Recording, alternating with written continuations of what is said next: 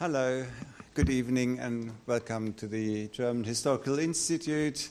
My name is Andreas Gestrich, I'm the director and of the Institute. It's a really great pleasure, first of all, to welcome our distinguished guest speaker, Professor Dan Diener, this evening, who will be introduced in a minute by Daniel Wildmann.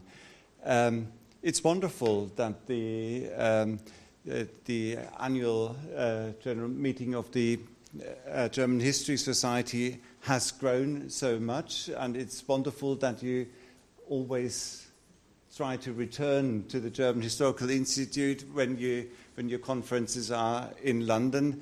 The conferences of the German History Society started here in this room. For many years, the room was big enough to house the whole conference, but now the conference has grown over the years, and it's really a great pleasure that obviously German history is such a lively field in Britain. I keep telling my colleagues in Germany, it's absolutely unbelievable. In Germany, there's exactly one chair for British history, and if you see the other way around, how lively interest in German history is in Britain is absolutely overwhelming and really very comforting and very good for us. So welcome to the opening lecture of the annual general meeting of the German History Society. I'm sure we have a very interesting 2 days when we continue at Queen Mary, and I will hand over now to first the chairperson of the German History Society, Liz Harvey, and then to Daniel Wildmann. So welcome again from us, and as usual, the procedure is that we have a lecture and discussion afterwards, and then you are invited to a glass of wine here next door. Thank you, Andreas. I'd like to welcome you all here today on behalf of the German History Society. And as Andreas said, this lecture tonight is also a launch event for our annual conference. And we're really honoured to have Professor Dan Diener here as our opening keynote speaker. And like everyone else here, we're really looking forward to his lecture. Before I hand over, I just want to say some thanks. A number of people obviously have been involved in preparing tonight's event. I'd particularly like to start by thanking Andreas Gestrich and the German Historical Institute for providing this magnificent setting for our launch. The German Historical Institute has been incredibly generous to the German History Society, and yet again, we want to just acknowledge all that we owe to you. I'd also like to thank, in his absence, Felix Römer, and also Carol Sturks and Anita Bellamy, colleagues here at the GHIL, for all their help making it happen tonight. I'd also like to thank the Leo Baeck Institute and Daniel Wildmann and his colleagues for co-organising tonight's event. It is a sort of co-hosted event with the Leo Baeck Institute, and we're delighted that that's worked out so well. I'd also like to mention now and thank and point out Professor Christina von Hodenberg as the host on behalf of Queen Mary of the annual conference, which, as Andreas just said, will continue tomorrow at Queen Mary. Just as a small organisational thing, I think probably most of you who are attending the annual conference will have already spotted that you can register here tonight. You can talk to Craig Griffiths downstairs and pick up your packs, and that might just save a little time tomorrow. But Craig will be here afterwards as well, so if you want to register and haven't yet done so, please do. Christina would like to say a few words on behalf of Queen Mary, so I'll just hand over to you, Christina. A very warm welcome to all of you on behalf of Queen Mary University and Queen Mary School of History, particularly those who we will meet tomorrow. Of course, you can continue tomorrow at Queen Mary. You can get your registration badges and your packs as well if you don't do so tonight. And I also just wanted to show you my face, so if anything goes wrong, you can direct your questions towards me or to Craig Griffiths, who has been wonderfully organizing this whole event so far. Okay, thank you. So now I'd like to hand over to Daniel Wildmann, who is the acting director of the Leo Baeck Institute, as I say, co-host of tonight's event. And the Leo Baeck Institute is also sponsoring a panel tomorrow morning entitled To Be Jewish or To Be German. So Daniel will chair tonight's event and introduce Professor Diener. Thank you very much, Liz. Ladies and gentlemen, I'm very happy to welcome you to tonight's keynote lecture at this very splendid venue, the German Historical Institute. My name is Daniel Wildmann. I'm the acting director of the Leo Baeck Institute. And my thanks go firstly to Elizabeth Harvey, to Andreas Gestrich, and to Christina von Rodenberg to make it possible to bring Dan Diener to London. He's our guest speaker, and I'm very happy and very glad to introduce him. Dan Diener is professor at the Hebrew University in Jerusalem in the Department of History. He's also professor emeritus at the University of Leipzig, also at the Department of History. He was, for quite many years, the director of the Simon Dubnow Institute for Jewish History and Culture in Leipzig, precisely from 1999 to 2014.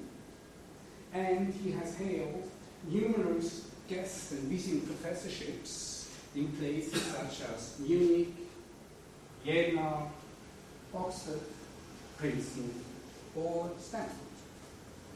He has also been awarded several prizes, such as the Ernst Bloch Prize in Germany, the Premio Caballo in Italy, or very recently, the Leipziger Wissenschaftspreis. Now, what are his research interests? Let me just mention the most important ones of his research interests. Firstly, the history of the 20th century, or the Near East and German history, or the history of National Socialism and the Shoah, and last but not least, modern Jewish history. Dan Diener has published widely in all these fields, and I'd like to mention just some of his publications, and I will restrict myself to his books only.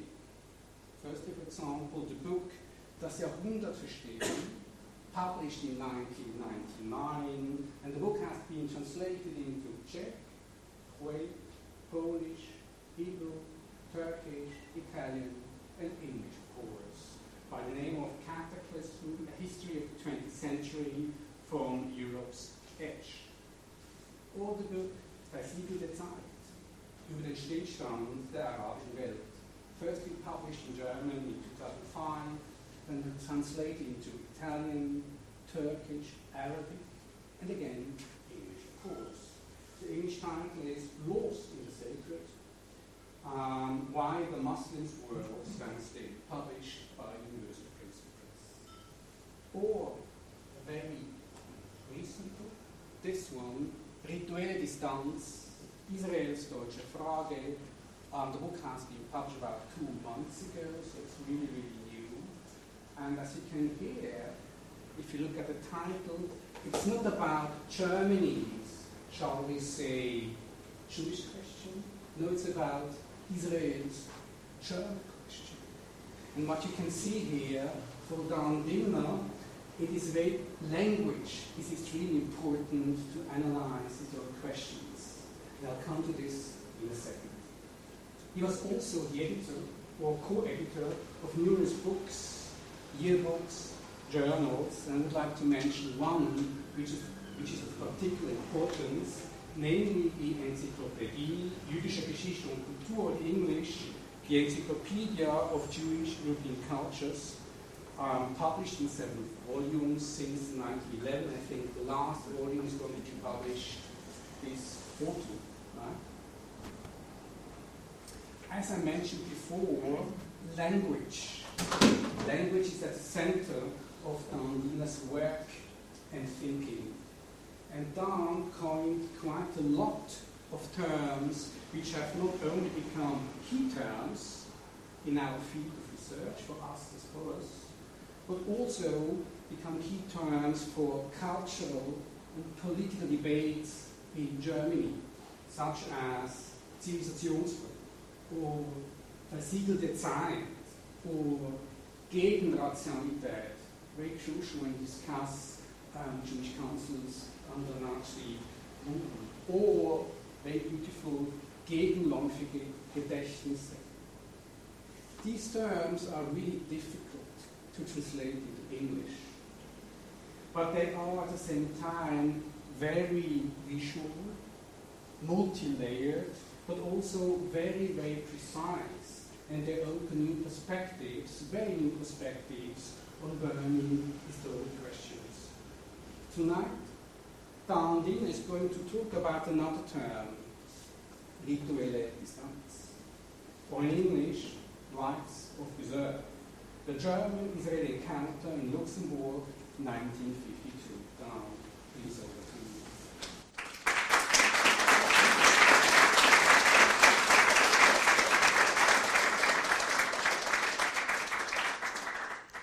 Well, thank you very much for that very generous introduction. I'm happy to be here. I'm happy to be in London. And I'm happy to be at the German Historical Institute for such an event as the annual event of the German Historical Association. I wanted to introduce my presentation, which is a part of a much larger project. And it would be, I think, much more interesting to discuss it later after having presented my paper, but still, in order to give you the direction. It's a larger project about political theology, about the transformation of fundamental concepts of Jewish existence from the religious into the secular world. And my present paper, my presentation today, deals with a moment of 13 minutes. It's a micrological introspection into the transformation of belonging which took place in those crucial years after 1945 in the wake of the Holocaust. But let me start with my paper. The mood was frosty in the town hall of the city of Luxemburg that early morning of September 10th, 1952. And the chill prevailed when the delegations of the Jewish people, represented by the fledgling State of Israel and the Claims Conference on one side, and the recently established Federal Republic of Germany on the other, met face to face for the world to see in the Salle de Mariage, the ceremonial hall of the Cercle Salle Flamande. There was good reasons for keeping a visible distance. The representatives of the Jewish people had decided, contrary to widespread sentiment among substantial segments of the Jewish public, particularly in the State of Israel, to conclude the so-called reparations, Wiedergutmachungs- or Shilumim agreement, a treaty on restitution and indemnification with the Federal Republic, the legal successor state of the German Reich. From its very outset, the undertaking had been ambivalent.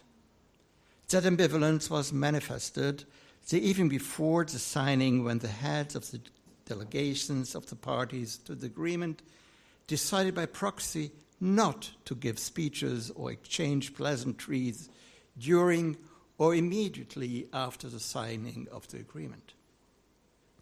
The persistence of dissent was to be demonstrated in the public hall, despite the diplomatic accord that had been achieved. A handshake sealing the settlement was to be carefully avoided. Silence was to prevail.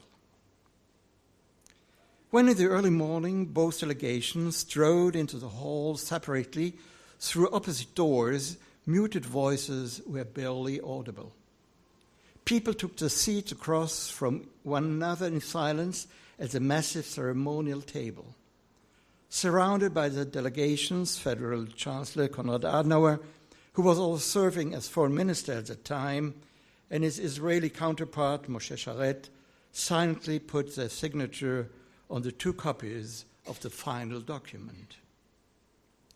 The apparent protocols were signed by Nachum Goldmann as president of the Claims Conference. The diplomatic etiquette of ostentatious reservation agreed upon beforehand had been observed. In place of words left unspoken, images of the event endure. The so-called episodes of the speeches not held had been amply captured for posterity by a photographer. The images seemed intended to attest that Germans and Jews had laid the foundations for a new beginning just a few years after the catastrophe that would come to be called the Holocaust. Such a reading seemed congenial to the German side. Yet this new beginning differed fundamentally from the former common bond between Jews and Germans now being disclaimed by history. From this juncture onward, the Nazi relationship would predominate, manifested by a sharply drawn line of disparity. On this footing and against the backdrop of catastrophe, Jews and Germans sought a viable mode of coexistence in keeping with the requirements of the day. The new constellation was choreographed on the stage in Luxemburg by mutually mute delegations. It appeared as though a spell, the aura of a ban, a kind of tacit prohibition, had been cast upon the encounter. The impression was in keeping with the sentiments of the Jewish-Israeli side. The choreography of visible discord amidst restrained and muted rapprochement had already been demonstrated by the Israeli negotiators during previous talks on restitution, opening on March 20, 1952, in the Hotel Castel Oud Wassenaar near The Hague in the Netherlands, and that for good reasons. Only shortly before, the Israeli government had succeeded with no small effort in obtaining the parliamentary accord for direct negotiations with Germany. This had been achieved despite great public indignation and vocal opposition in the Knesset. The debate that had raged in the Knesset for 3 days in early January was one of the most dramatic debates ever to shake the body. Just several years after the catastrophe in Europe and the establishment of the State of Israel, enraged parliamentarians in language replete with liturgical echoes appealed to the government in Jerusalem not to tarnish the honor of Israel by engaging in direct contact with the Germans. The Israeli negotiators at the talks in Wassenaar had been present at that Knesset debate. For years afterwards, one of them later reported they lived under the impression of that dramatic event, the reverberating echoes of which accompanied them into the negotiations as a kind of holy mission. In order to fulfill that sacred ordinance, if not in content, then at least in form, it was imperative to keep a distance from the Germans. But keeping a distance from the Germans proved not an easy task for the Israeli negotiators. The simple fact that the members of the Israeli delegation were all Jews of German Jewish origin, in fact were Germans in terms of past habitus, led to concerns that their cultural background would evoke burdensome inhibitions in the deliberations.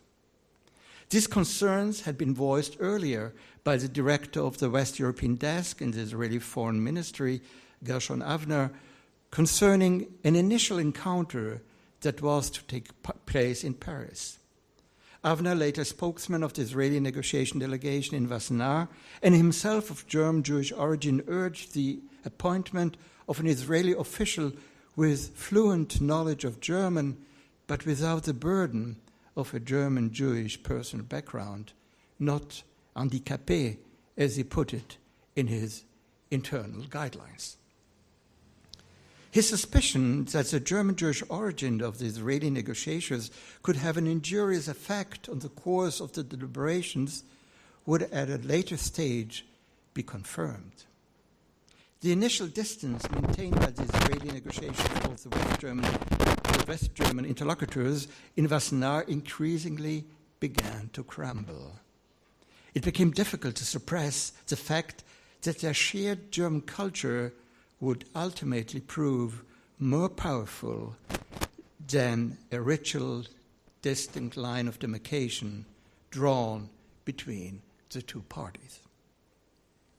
In the opening of the negotiations in Wassenaar, the Israeli side had taken elaborate precautions to ensure a ritual distance.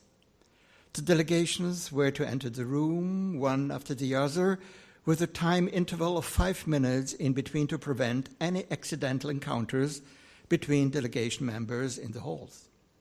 Likewise, to be avoided was the trust-engendering custom of shaking hands, which was to be substituted by a silent bow. Alongside the stipulations of restrained body language, the choreography of distance was to culminate in the Israeli refusal to use German as a language of interaction and negotiations. Nothing would have been more natural than to communicate among one another in German, a language familiar to all participants, and in fact, the native language of all the negotiators taking part. A language, perhaps the language of Jewish communication and learning.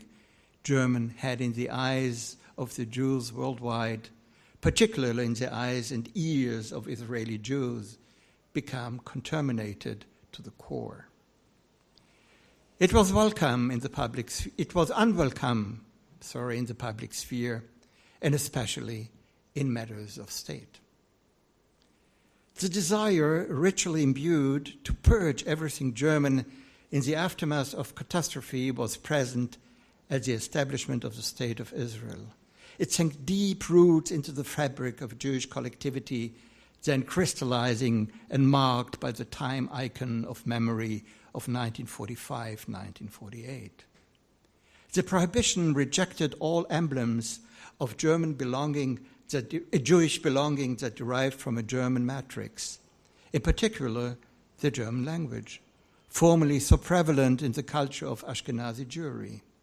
The retreat of that medium from the public sphere, a tendency observable in the Yishuv in Palestine long before the catastrophe and due to Zionist endeavors to forge a Hebrew nation, took on the character of an exorcism.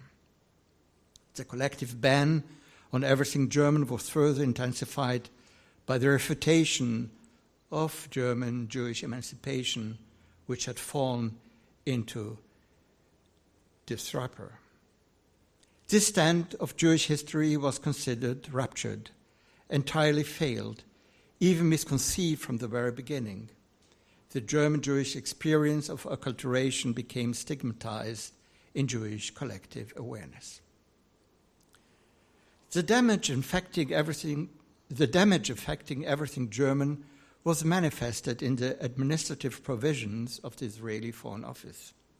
In a memo directed to leading collaborators in his agency, covering the scenario of the scheduled negotiations in the Netherlands, Shabtai Rosen, the minister's legal advisor, examined inter alia the question of which language to use in officially publishing the negotiations' results. If Hebrew as Israel's national language was to be considered, then, in Rosen's legal judgment, the agreement ought to be reciprocally published in German, in keeping with international diplomatic custom. But the German would have to appear side by side with the Hebrew version in the Israeli official legal gazetteer. That would constitute a highly disagreeable conjuncture, actually an unacceptable transgression. Less agitated, by no less awkward, the vexatious question of language can be detected to the notations of Alexander Baeck, a legation counselor second class in the German Foreign Service. Baeck was a person beyond reproach. Although not Jewish, he had turned his back on Germany after the Christian Night pogrom of November 1938 and left for the United States, where he became an academic assistant to Heinrich Brüning, the ill-fated former Reichschancellor, then teaching at Harvard. The returnee Baeck had been assigned by his office within the Chancellery, the Department of Foreign Affairs, to initiate prospective negotiations with the representatives of the Jewish people. To that end, he met with Noah Barou, the chair of the European section of the World Jewish Congress. Barou, a confidant of Nachum Goldmann, pointed out that due to the necessity of maintaining distinct symbolic distance, it was absolutely essential that the scheduled negotiations would be conducted in a neutral language, irrespective of the fact that the designed Israeli negotiators, as was well known, were fluent in German. Barou asked Baeck to determine whether the head of the German delegation, Professor Franz Böhm, an order liberal lawyer, one of the fathers of the German social market economy scheme, and former rector of Frankfurt University, was fluent in English or French. Unable to confirm this, it was stated that Böhm was prepared to have his words translated into English by an interpreter. However, foreseeing the upcoming, Barou appended his conversation with Baeck, saying that in the course of the negotiations, it would probably come to pass naturally on its own that both delegations ultimately would make use of German. In fact, and despite all the measures of distance that were implemented, the subliminal presence of the German language contributed to undermining the symbolic distance between Germans and Israelis that had been intended to be strictly maintained in the negotiations in Wassenaar. Significant to the disappearance of the provisos of desired estrangement was a transgression by the deputy head of the German delegation, Otto Küster. Küster broke through the established language taboo by approaching Felix Eliezer Chinard intimately. Before his diplomatic appointment as joint head with Giora Yoseftal of the Israeli delegation in Wassenaar, Felix Chinard had been the commercial director of the Israeli daily paper Haaretz. In the much photographed scene of the signing of the agreement, Chinard can be identified sitting on the far left. Otto Küster, however, cannot be seen in the photo. During the crisis, which sparked an interruption in the talks in May, he had resigned in a mood of profound disappointment to protest the apparently inflexible stance of the German government and did not return when the talks were resumed the end of June. Otto Küster had been a professional lawyer. As an opponent of the Nazis, he was stripped of his office as judge in 1933. In the early Federal Republic, he made a name for himself as a restitution expert and state representative for questions of compensation in the Justice Ministry in Baden-Württemberg. Later, he was among the lawyers of Norbert Wollheim in the 1953-55 IG Farben trial, where he delivered a sensational summation of the proceedings under the much-quoted title Das Minimum der Menschlichkeit. In Wassenaar, his engagement in the matter of restitution was palpable. Bringing the negotiations with Israel to a successful conclusion appeared to be a personal matter for Küster and earned him the antagonism of the German finance minister Fritz Schäffer, who sought to fend off the Jewish demands with delaying tactics. Perhaps it was his favorable disposition towards Jews in Israel that seduced Küster to violate the prohibition in evoking proximity. Küster's transgression consisted of slipping the Israeli a note asking about his Swabian accent, which was discernible in his pronunciation of English. It turned out that Küster and Chinard, formerly Schneebalg, had both attended the same high school in Stuttgart. On top of that, both former pupils had admired the same teacher there. They wrote and sent the teacher a jointly signed postcard from Wassenaar. With this, the carefully maintained language prohibition had been breached. The language matter reappeared unexpectedly in the frosty early morning encounter at the Luxemburg town hall on September 10th. It occurred when the delegations waiting in the halls to enter the salle de mariage faced each other. Konrad Adenauer, not known for his polyglot abilities, headed towards Moshe Sharet with hand outstretched to tell the Israeli foreign minister in German that he had been looking forward to this day with great expectation and joy. Sharet replied in German, confirming the importance of the day.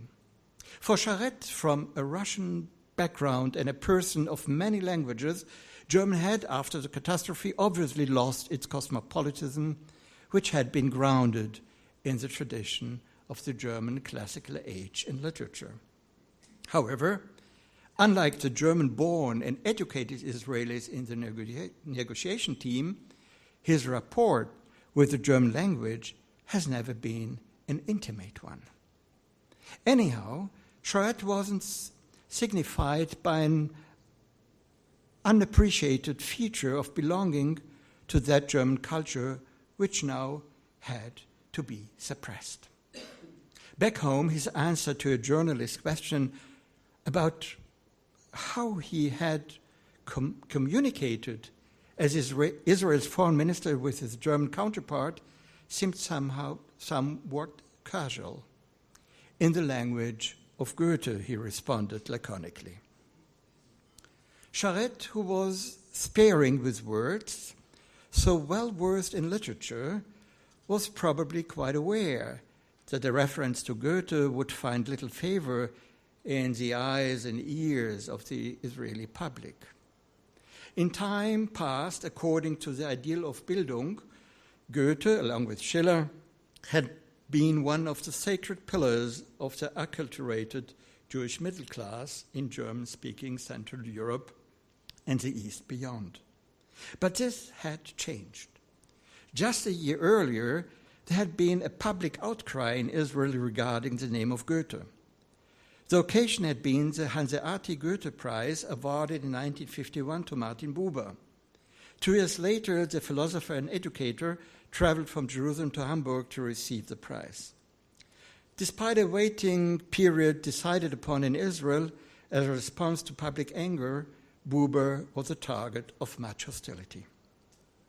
The forbearance his supporters had pledged for by arguing that Goethe was less a German than he was a cosmopolitan who had written in the German language did not come about.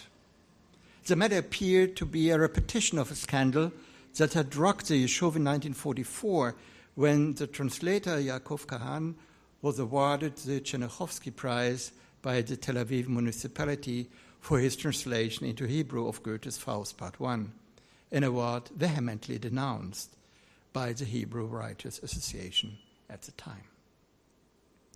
It was not just a question of language or the furtive use of German which could have led to further embarrassment among the Israeli negotiators in Wassenaar.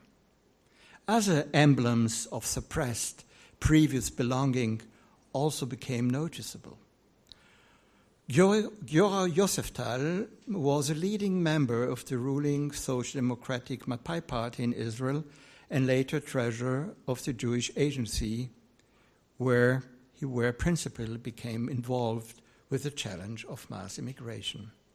As informal political head of the Israeli delegation in Wassenaar, composed largely of civil servants, he enjoyed special authority. In a letter sent from the Netherlands to his wife Senta in Israel, Yoseftal expressed deep amazement that, contrary to his expectations, he was not sitting vis-à-vis a Germany that reminded him of the recent Dart catastrophe, but rather a Germany that had been reminiscent of the Weimar period he was so intimate with. Josef Stahl's own transformation away from German language and culture towards Jewish collective belonging goes back to the late 1920s. Given the emergent Nazi mood in his hometown Nuremberg, the young Georg Josef Stahl took refuge in an increasingly national Jewish identification. His inner Jewish conversion became known to others when he refused to take part in the annual Christmas celebration in his Jewish, highly acculturated parental home. His father, Paul, a lawyer, factory owner, and high-ranking official of the German Employers Association, had volunteered for army service in World War I. Serially wounded at the front, he had returned from the war a permanent invalid with the rank of a major, a military rank Jews seldom achieved in the German Imperial Army. The level of acculturation to German language and culture in the Josef Stahl family, long settled in Franconia and actively engaged in Jewish matters, was extensive. Considering his original social milieu, Josef Stahl may have seen his own revenant in the executive head of the German delegation, Abraham Frohwein. In the photo of the signing of the Luxemburg Agreement, Frohwein can be seen on the far right, just in the foreground. Although his first name suggested Frohwein was not of Jewish origin. The name Abraham reflects his Calvinist background. His father, also Abraham, stemmed from an old, well-established Elberfeld family of textile manufacturers. In the Weimar Republic, Abraham Frohwein Sr. held a leading position in the Reich Association of German Industry. When Hitler came to power, he withdrew as a long-standing member of the German National People's Party from public life. His son Abraham, however, had Jewish ancestors on the maternal side.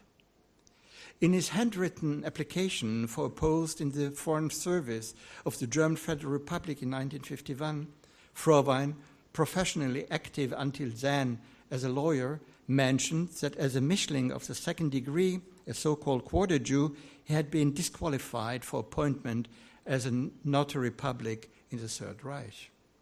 In addition, he had been denied promotion to the rank of non-commissioned officer in the Wehrmacht for that same reason.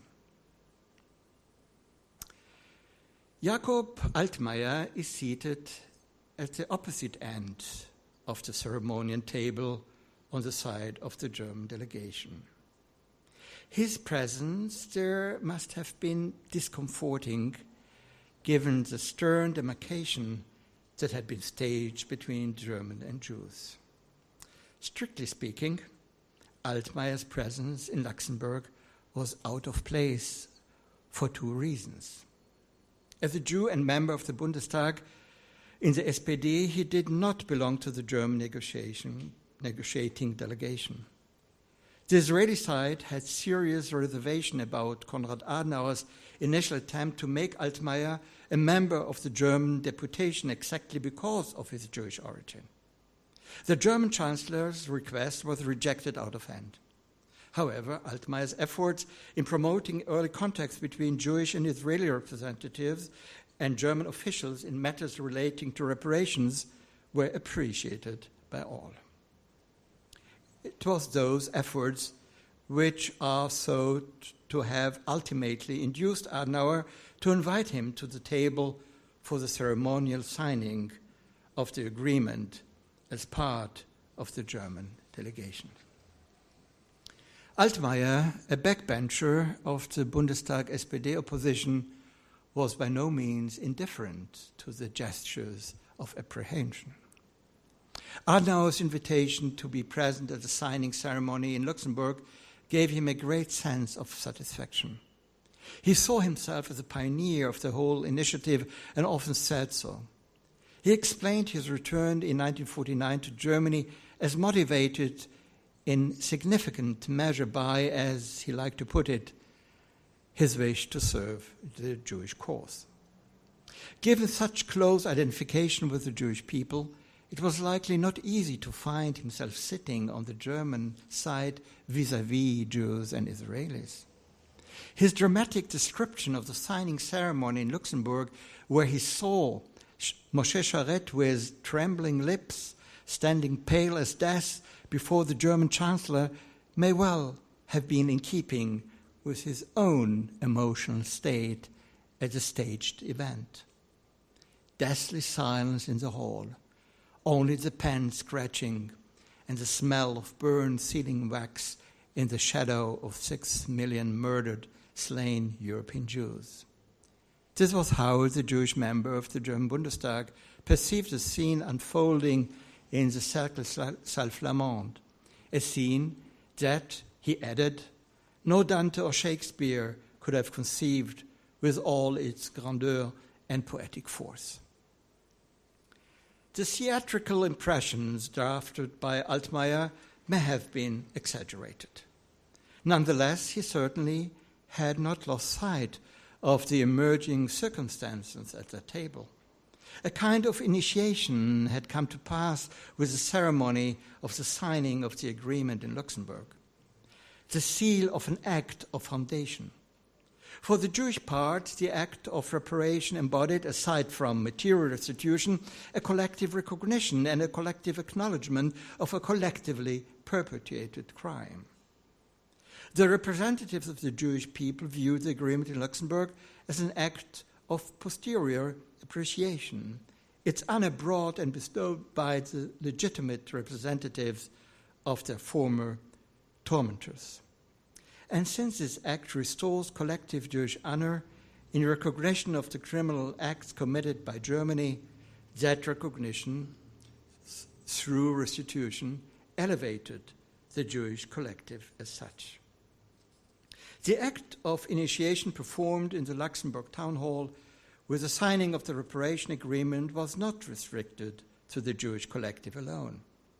It was also significantly constitutive for the recently established German body politic, the Federal Republic. The German side made good grace of the fact that the reparation agreement was the first bilateral international treaty concluded by West Germany since it was granted partial sovereignty in 1951, in spite of the fact that these external circumstances, as well as the choice of venue and time of the Luxembourg ceremony, carried the marks of an initiative whose importance might appear of a more secondary value.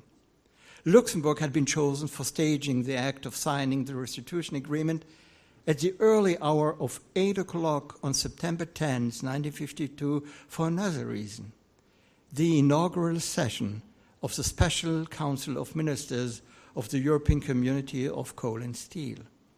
For 3 days, from September 8th to September 10th, and on the last day, on the 10th until noon, the Council's very first session had convened in the same Cercle Salle Flamande, attended by Robert Schuman, Alexis de Gasperi, and other leading European prime ministers and ministers, presided over by Konrad Adenauer.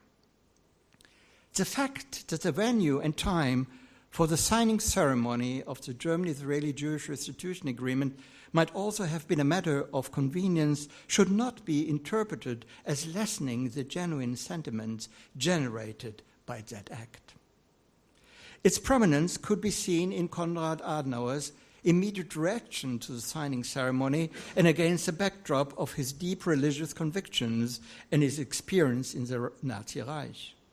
During the early stages of establishing context, Jakob Altmaier described Adenauer to his associate Eliyahu Livne, then consul of the State of Israel in Munich, as a practicing Catholic first and a German second. After the ceremony, Adenauer went to a local chapel and left the house of prayer with tears in his eyes, most likely overwhelmed by the power of the initiation that was felt by all.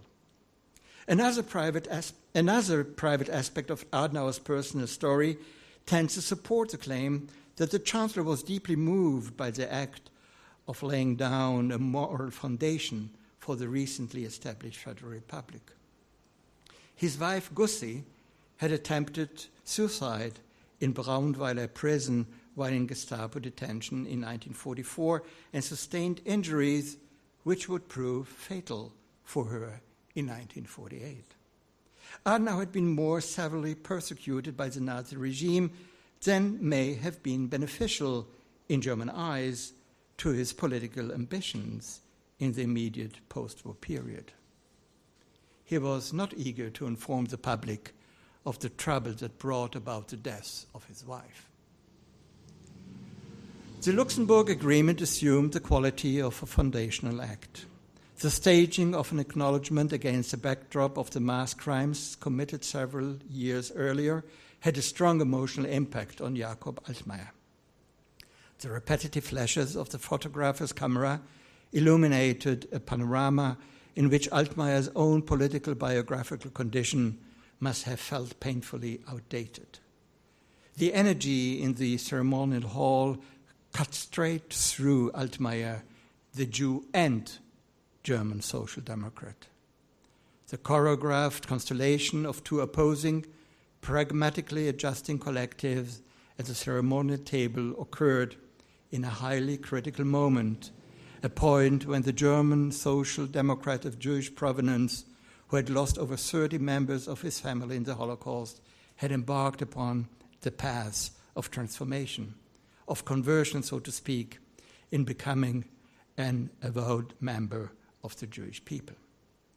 Altmaier was shedding his old skin for new. The conversion Jakob Altmaier suffered through from a German social democrat of Jewish extraction, or as he put it, a German of social democratic faith, to a determined dependent of the Jewish people, was at the time and later after the catastrophe symptomatic. Born in the Roman Catholic town of Flörsheim am Main in 1889, he came from an old, well-established provincial Jewish family.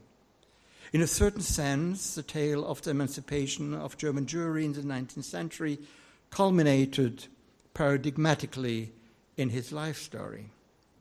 For Altmaier, it had condensed into an ossified and dogmatically rigid social democratic worldview based on class and grounded in an unconditioned belief in historical progress and abiding loyalty to the party.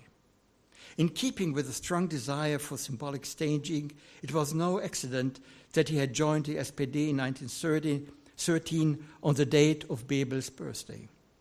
In troubled times, he ventured onto political ground somewhere between the majoritarian Social Democrats and the independents.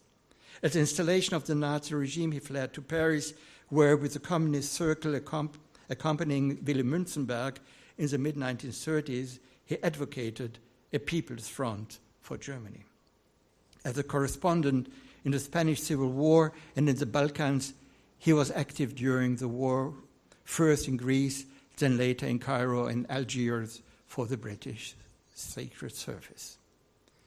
Altmaier was an internationalist of the old school. Reality was interpreted exclusively in the language of the social. His Jewish origins had no meaning for political engagement and actions. His transformation into a member of the Jewish collective was attributable solely to the Holocaust.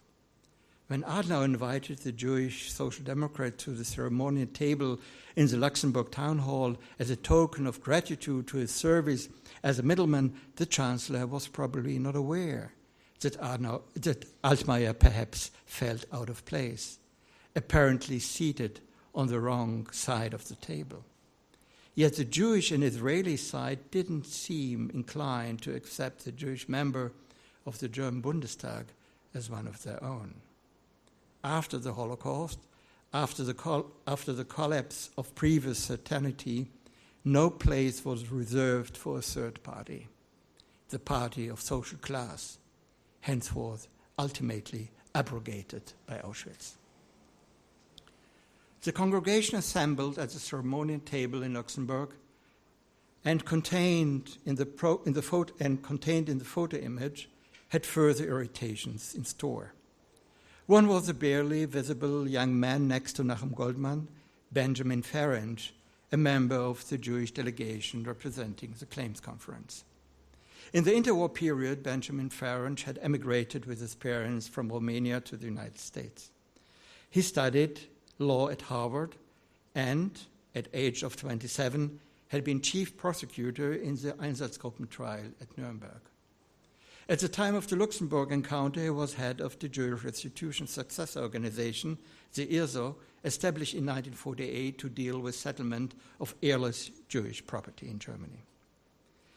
Benjamin Ferenc and Jakob Altmaier were not strangers across from one another at the table in Luxemburg.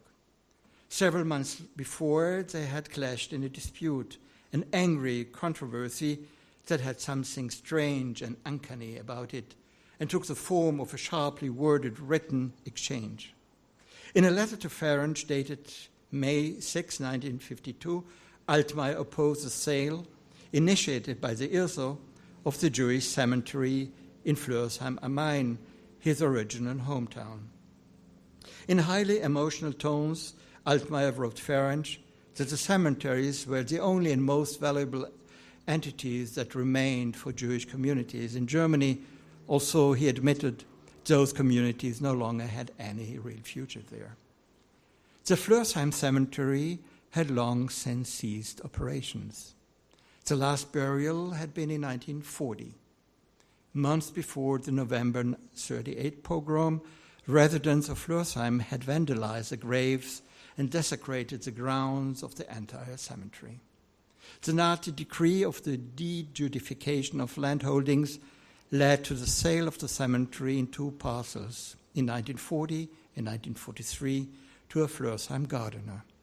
The gardener removed the ruined gravestone, leveled the land, and then planted grain.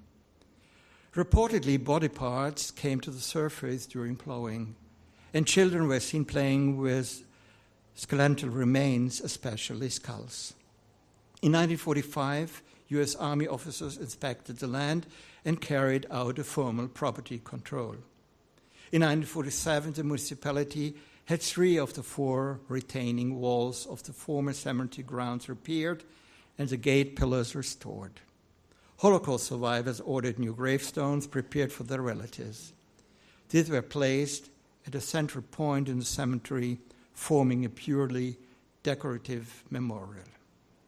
On August 17, 1947, the cemetery was rededicated, with many residents of Flörsheim in attendance at the ceremony. Jakob Altmaier came from Paris. Representatives of Jewish DPs in the camps in Wiesbaden and Zeilsheim also attended.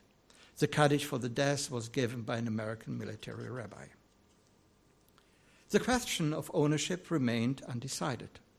The IRSO entered negotiations on restitution of the cemetery with the Reich Treasury, represented by the finance minister of the state of Hesse. In February 1952, the parties in the restitution proceedings concluding an agreement at the Office for Property Control and Reparations in Frankfurt am Main. The agreement made it possible for the IRSO to propose the sale of half of the cemetery grounds to a cement manufacturer. This plan met with opposition from the Flörsheim municipality. It wished to place the cemetery grounds under monuments protection and requested Altmaier to intervene with Ferenc. That ultimately led to Altmaier's sharply worded letter to the IRSO in Nuremberg. On February 13, 1963, a burial was conducted at the Flörsheim Jewish Cemetery. It was Jakob Altmaier who was laid to rest. Eulogies were given by Carlo Schmid, Herbert Wehner, and Felix Chinard, who had been head of the Israeli delegation in Luxemburg in 1952 and now represented the permanent Israeli purchasing mission to Germany based in Cologne. Jakob Altmaier was not to rest in peace. The cemetery would be desecrated time and again over the years, and an inscription left on the gravestone of the Altmaier family in large white letters revealed the Nazi death threat Judah Verrecke.